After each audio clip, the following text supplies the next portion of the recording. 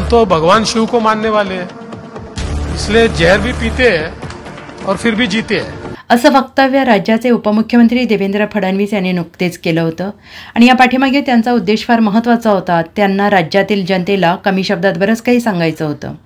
2014 साली राज्याचे मुख्यमंत्रीपद भूषवताना राज्यहिताचे अनेक निर्णय त्यांनी घेतले आणि त्यात सर्वाधिक डोकेदुखी ठरणारा विषय म्हणजे मराठा आरक्षण। या आरक्षणावरून त्यांच्यावर अत्यंत खालच्या पातळीत जरांगेसारखा मराठा उपोषणकर्ता अभ्यासाविना जे तोंडात येईल ते बोलून राज्याच्या उच्च पदस्थ असणाऱ्या उपमुख्यमंत्री देवेंद्र फडणवीस यांच्यावर निशाणा साधला। देवेंद्र फडणवीस मुख्यमंत्री असताना मराठा समाज हिताचे अनेक निर्णय घेतले। सारथी संस्थेची स्थापना केली।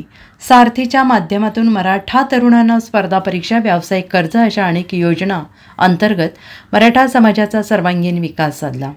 मराठा समाजाला आरक्षण देऊन ते टिकवणं असेल, अण्णासाहेब पाटील महामंडळाद्वारे कर्ज योजना असेल, असे अनेक फायदे पोचवले।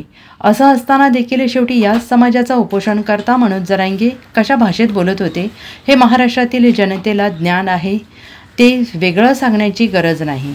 2022 मध्ये पक्षाच्या आदेशानुसार उपमुख्यमंत्री पदावर रुजू होऊन राज्यहिताचे कार्य केले। अनेकदा विरोधकांनी देखील कशा प्रकारे चक्रव्यूह रचण्याचा प्रयत्न केला, पण देवेंद्र फडणवीस यांनी ही सर्व वादळं पेलवली।